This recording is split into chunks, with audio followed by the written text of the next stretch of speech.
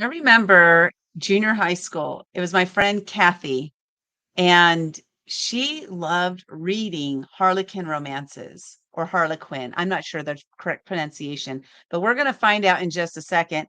And and I used to think like, how can you read that stuff? I don't get it.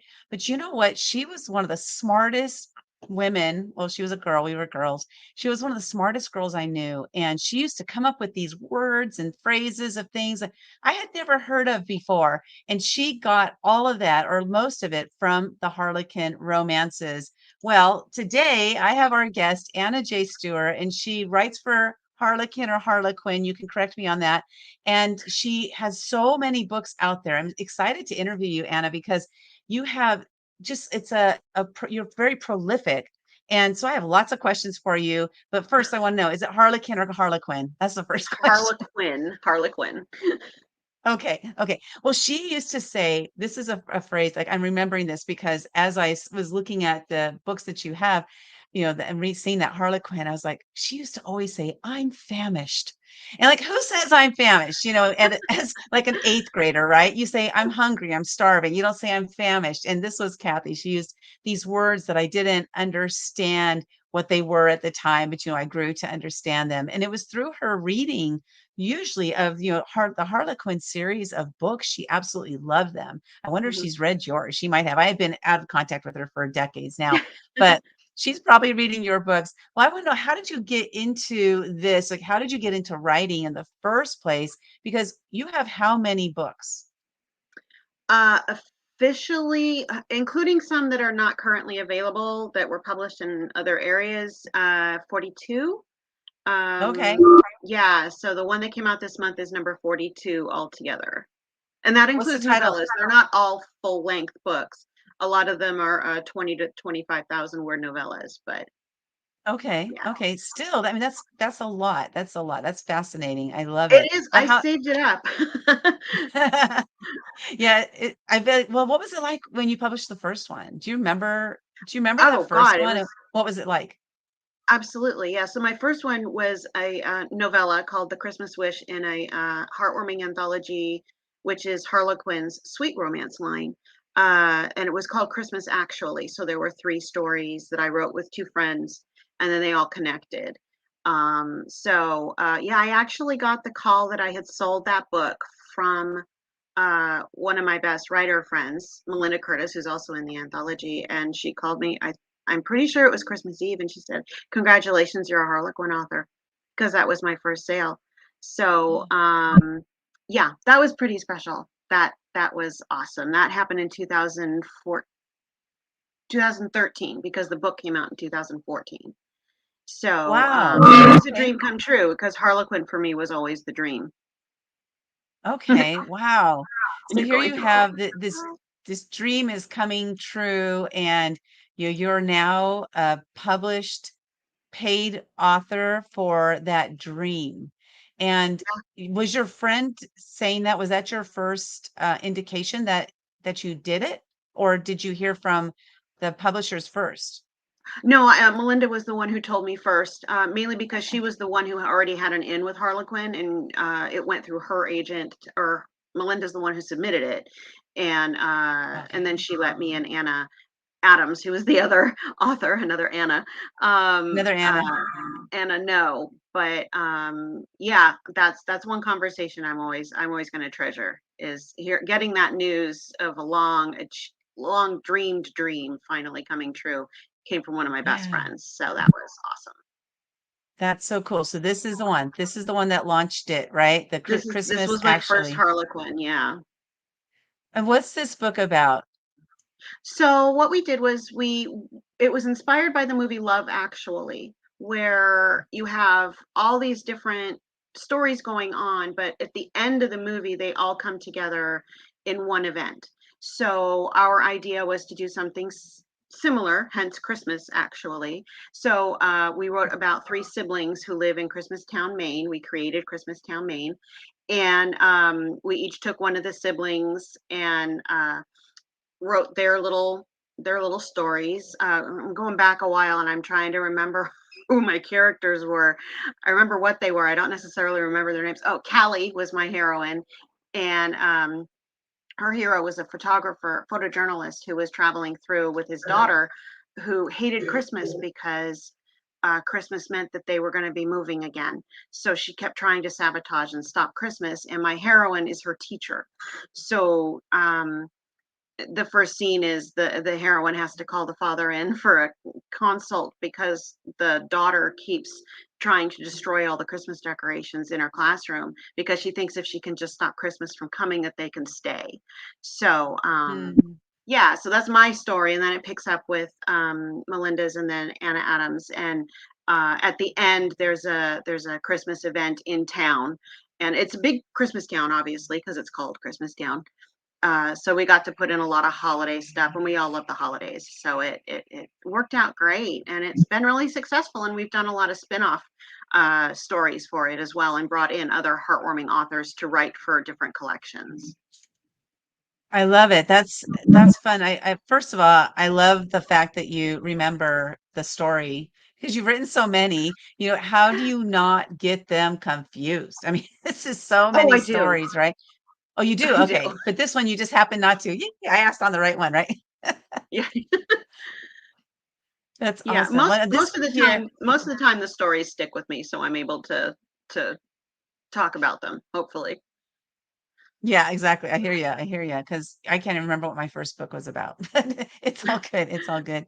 Well, so here you've got the Butterfly Harbor series of books, and what made this what made you decide to do a series called Butterfly Harbor? Is this now another town that you've created, and the bad boy of Butterfly Harbor? Was that the first one there? It looks like. that's the first one. I hit the jackpot with covers on that first one. That is still to this day my favorite cover that I've gotten. Uh, so after Christmas actually was picked up, it got my foot in the door with Harlequin, so I was able to um, I was able to submit a proposal a little easier. I did have an agent at the time. You do not need an agent to submit to Harlequin, by the way. You can cold submit. You do not have to be agented for their series line. If you're writing for their single title line, which is Mira or HQN, yes, you do need an agent. But for their general series, their Heartwarming, Desire, Special Edition, Romantic Suspense, I'm forgetting a whole bunch of other ones, those you can just submit on your own, which is great, especially with a New York publisher.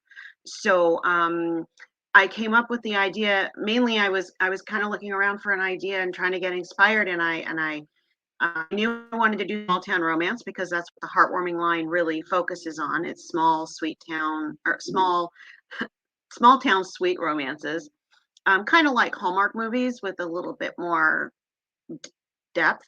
Don't get me wrong, I love Harlequin movies, but the heartwarming books go a little bit deeper as far as the characters and the emotions. Um, and I looked up, and my grandmother had a butterfly collection, and I have it in my room. And I saw the butterfly, and it just kind of went, but I could do something about butterflies. Mainly because at the time it was really in the news that the migratory patterns were being threatened, and with climate change and everything, that butterflies are becoming endangered. And I thought, oh, Mm. and plus I live a few hours away from the Monterey area, which is one of my favorite places to go in the world, Monterey and Pacific Grove. And Pacific Grove is on the migratory pattern of the butterfly, of the monarch butterfly. So I kind of put those two things together, and I came up with Butterfly Harbor, and came up with a couple of story ideas, sent it to my editor or my agent at the time, who sent it to the editor, and they picked it up and bought the first. I want to say they bought the first two books, and then after those two, it got to 12. So the 12th book will be out next year, and that'll be the last in the series. That'll be the last in the series. When you Yes. start a series like that, do you know ahead of time, like, do you sit down and say, this is going to be a 12 book series, or how do you decide it's the last one? Um, It's kind of a combination of things. Originally, I knew there were going to be 8 books, because those were the characters I had come up with so far. And while writing those books, I came up with a few others. And it was kind of easier to just say, okay, I've got a few more I can put into the series if you guys are interested in them, of course. And But normally when I sit down with a new idea, I'm not capable of just doing one book. I always have a community of characters. I always write stories about family found. It's not necessarily the family you're born to, it's the family you create. So all of my books have that. Butterfly Harbor has that, or my romantic suspense books have that, even my paranormals have that. So um whenever I come up with an idea, it's always going to be more than one. Usually anywhere from 3 to 5. I don't think I would do another 12 book series. I think 6 is probably going to be my limit. We'll see. Oh, For some reason my mic muted. That was weird. But your style is varied. You have different different genres that you write for. And when you first started writing, did you want to be known for a specific writing style? Or did you just like, I just love writing, I'm gonna write whatever comes to mind? Like, what's your thought process? Originally, when I got serious about my writing, I wanted to be writing paranormal romance. I love Sherilyn McQueen's books. She used to write them under Sherilyn Kenyon. She now writes them under Sherilyn McQueen. I love the J.D. Robb books, which are futuristic suspense. Christine Feehan, and oh gosh, I'm blanking on so many amazing paranormal authors. Um, J.R. Ward books and stuff like that. That's really what I wanted to be writing, and I did for a number of years. And I even got pretty far. I even got my first agent with a paranormal romance, but New York wouldn't buy it. And at that time, indie was really just coming into its own, and I knew that wasn't a path for me because indie authors work their butts off, and I just want to write the books. I'm not good at the promo stuff and all of that kind of stuff. I just want to keep writing the books and putting them out. For me, it makes sense that the best advertisement you can give yourself is to write the next book.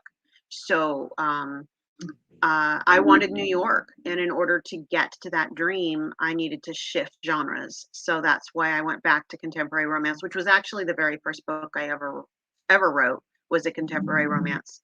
And when the paranormal didn't get me where I wanted, my agent at the time said, "What else do you have?" So I dug it out and I reworked it, knowing, having educated much more in the writing. um, so I just took a little detour. That's not to say I won't go back to paranormal. I hope to one day. I would love to do that. I don't know if I have it in me to do the indie route with it, but I just write Mhm. what I want to write, for the most part. But I also write to pay the bills. So small town romance works for Harlequin Heartwarming, and as long as they'll have me, I'll keep going.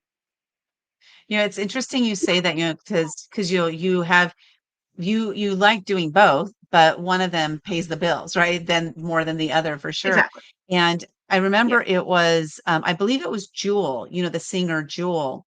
And Hmm. she would sing her pop songs, and she became very famous for those pop songs. And she is very creative. And I heard her say, somebody said, you sold out, like you're only doing these pop songs, you're not doing, the other stuff.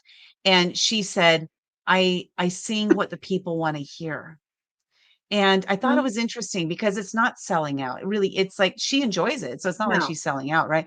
And it's all in perspective. And, people thinking that, well, gosh, writing it because it pays the bills, like, is one thing, but also people are enjoying the writing. So why not? And you love doing it. So why not? It's just sometimes we got to pick a lane that works and go like do that lane. And the other one is more like the passion lane. I'm going to take a detour to my passion lane this, for this period of time and what have you. So I know you're having, Right, as you but did for mention. Oh, me, go ahead. right, no, I was just Go gonna ahead. say, but for me, it was just being published in romance. The genre really didn't matter. I wanted to write happily ever after stories, like the ones that inspired me when I was growing up. I was reading romances probably around the same age that your friend Cathi was, and I know because I was reading stories about independent women who did not need a man, but they wanted one, and that they were living by their own rules. And that to me was romance. And it was a very healthy way to educate people, or to educate me about sex. I always say I got a great sex education from romance novels, about being responsible and being self-aware of power that we have of ourselves. That for me all came from romance. So why wouldn't I want to write something that empowered me as a young woman Yeah. and still does to this day? Yeah. I love that. Yeah, we can learn a lot from them, right? Because it's not just a story, but they're like I mentioned you with Cathi, like her vocabulary was astonishing for somebody at that age. I didn't know anybody else who spoke like she did, and it was kind of Mm-hmm. interesting. Now I wanted to talk about because you have this the series, the Butterfly Harbor series we're talking about right now. And we started here with The Bad Boy of Butterfly Harbor. We have several different books in the series. Right now, you're working on Building a Surprise Family, and this is the one we want to let's talk about that one today. Like, what is that book all about, and why should I buy it? Well, this book did just come out this month, and this is Ozzie Lakeman and Joe Bertolotti are the characters, and Ozzie has been in the entire series. He was first introduced in The Bad Boy of Butterfly Harbor, not as we see him currently. He's gone through a pretty substantial physical change. He had a pretty big weight problem, self-esteem problem, and something happened in book 3 that kind of catapulted him into making some changes in his life. So now he's finally gotten to the point where in my eyes, he was ready for his own happily ever after. Um, and he's gone from being a sheriff's deputy in town, which was really kind of tech support. He didn't feel as if he was able to be relied on as much as he wanted to be. So now he's a firefighter, and he's dealing with the changes that he's made in his life. He's finding that the dating pool in the town that knows him is very shallow. And here comes Joe Bertolotti driving through town, pulling her tiny house behind her. And she's coming to town to take over the construction of the butterfly sanctuary that they're currently building. And there's been some problems with the project, and they needed to bring somebody new in to oversee it. This is what she does. She's what I call a construction fixer. She's been in construction all her life. Her grandfather and her father were both construction workers. So she's fiercely independent. She's out of a really bad relationship. And the second she gets out of the car and Ozzie is standing there, he figured he would go up, and he wanted to see the house mainly because he's never seen anybody driving a house around before. So he goes up there, she drops out of the truck, and she's 5 months pregnant. So adds another layer of complication. She is not looking for a relationship at all. She's got her future planned with her and her child. She's planning on moving on when this job is done. And she friend zones him immediately, which he's okay with, but he would like more. He's crazy about her almost from the instant, but he also understands she's coming from a rather emotionally dangerous point right now where she's not in a great position to make some really important life decisions. So as the story goes on and their friendship grows, both of them come to realize that there's something really special between them. And Joe's also 7 years older than Ozzie, which is the first time I've done an older heroine, younger hero, which was really fun. But yeah, so obviously they have their happily ever after. And what I really liked about this was that the fact that she was pregnant was just part of who she was for him. It didn't put him off, it didn't entice him more, but it was just part of who she was, and it was just part of the relationship that he accepts, kind of when they get the ball rolling, so to speak. Um, so yeah, they were a really fun couple to write, and they show up in the next 2 books actually, and in the book I'm writing now, which is the last in the series, the baby is here.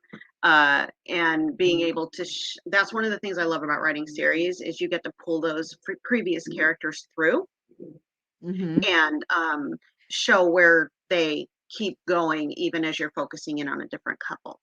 So With your series, do any of them ever cross? Like you have people from this series that show up in another series? not yet. I'm hoping to. I've run the idea past my editor for one particular idea that didn't mesh completely. Although in my Blackwell books, which is a continuity series I write with 5 other authors, and was in the Ranchers, which one it was. See, now I'm blanking on on the title. It was not The Rancher's Homecoming, because that was the first one. So Montana Dreams is the one I'm thinking of. There's a photograph in the heroine's house, and it's of her and her sisters at the inn in Butterfly Harbor. So I do try to put little Okay. Easter eggs here and there in different stories. And I've mentioned Butterfly Harbor in my romantic suspenses every once in a while too. So I try to drop little Easter eggs in either way. But mostly they stay in their own little world. That's cool. I love it. I love how you're doing that. Because I know, like, for example, my husband and I watch different shows and like Netflix series, and then Mhm. they have somebody from one series shows up in a completely different series, and it just makes it fun, for the Yes. viewer to see, oh my God, they're so, and it's really weird. It's like I'm for their friends or something. They don't know me, they've never met me, and they're just characters in a show, but I feel like I know them. And that's one thing I Oh think yeah. is so beautiful about, about writers, like what you can do to create this community. And I saw that what does it say? Harlequin was Harlequin junkie top pick. That's funny. I like that. I like how they have that. But Yeah. it's that junkie, right? Your junkies are going to read your books, and they love it when there's this cross contamination, so to speak, of different characters in different books. Okay, so I got to ask you the question. I'm going to put this Yeah. on the screen.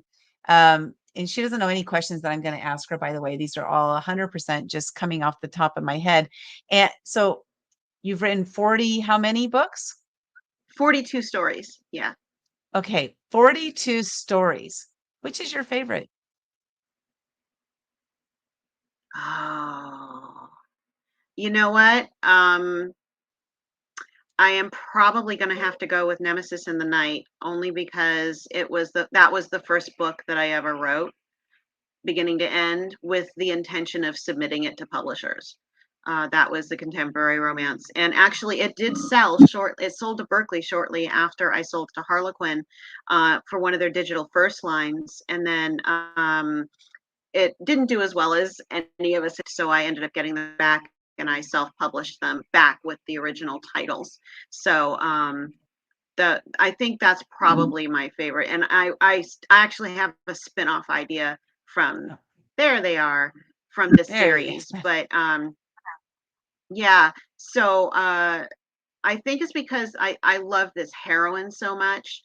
She's the youngest of three children. She comes from a very affluent family in a made up town, kind of like a suburb of Los Angeles kind of thing.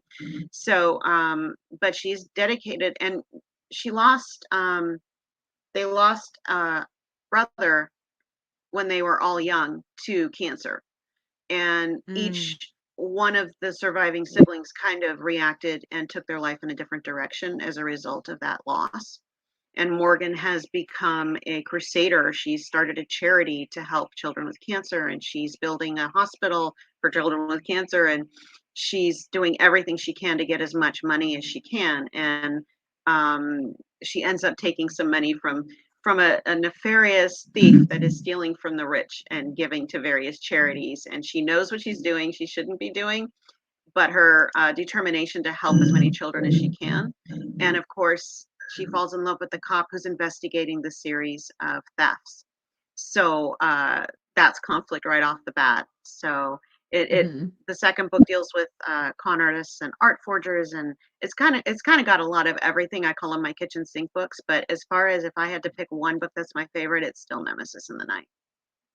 Okay, awesome. Well, I was like, she's gonna say, I can't choose. There's like choosing your favorite child, but you were like, I got it. I got I it. got it. I love that. I love that. Well, you can buy all of her books at authorannastewart.com. And it's Anna with two N's, Anna, and Stewart, Stewart. So authorannastewart.com. Go check her out, get some of those books, start binge reading them, and really, just like dive into these stories. I love how you've turned your passion into something that you're able to to do this. And that's a lot of stories so far. Do you have goals like, oh, I can't wait till I hit that 100, that triple digits or anything like that? I do. Yeah. Yeah. I've already got my next goal in sight. So I just hit my 20th with Harlequins. So when I get to 25, I think I'll feel like I kind of almost made it when I hit 25. Isn't that funny? Like we set these expectations for ourselves, and like it's going to take 25 to feel like I almost made it. Because that's a lot if you think about it. I'm not comparing to anybody though, because I don't know anybody who's written that many. So congratulations for that. That's Thank you. fantastic. And discovering this, at how old were you when you wrote that first one then? I wrote that right pretty much close to when I was finishing high school. So I was in that in between stage. I can remember because I grew up in San Francisco. I can remember sitting in the apartment in San Francisco with a typewriter, typing that out. And at the time, of course, it was typewriters, not computers. So you'd have to backspace, correct, white out, all this kind of stuff. But I can remember sitting there writing that book. So I was probably about 17 or 18. And I actually got really great feedback on it. I actually submitted it to Harlequin at one point, and the editor who rejected it is now one of my editors. So everything comes full circle, and where it's meant to be, you'll land. That's awesome. I love it. Well, please, go to YouTube and subscribe to the Women Action Takers page over there, on YouTube, and also go to authorannastewart.com. Get some of her books, start reading her books. And so Anna, I have two final questions. The first final Okay. question is because you did mention that if somebody wants to write for Harlequin, they don't have to have an agent. Do they just go to Mhm. harlequin.com and just submit through that? Is there some kind of guideline that tells them like the best way to There submit? What is. kind of Okay. Yeah, and I wish to God I remembered what the I can put it in the comments after this Okay. post. But if you Google "write for Harlequin," it should take you to a page where it will have a list of the different lines, and the different lines have different requirements and different focuses. Some like billionaires, some like Texas tycoons, some like family, all that kind of stuff. So depending on where you would like to land, each one will have a different requirement and different word count and all this kind of stuff. So all of that information is provided by Harlequin on their website. And you can also follow them on Facebook. They have a Write for Harlequin community, which is great because people can come in and ask questions and whatever on that. And it's a pretty large community too, and there are a lot of authors on that community who can answer questions too. So yeah, Harlequin's very open about how you can submit to them and how you can learn to write for them. Oh, that's fantastic. I love that. Thank you so much.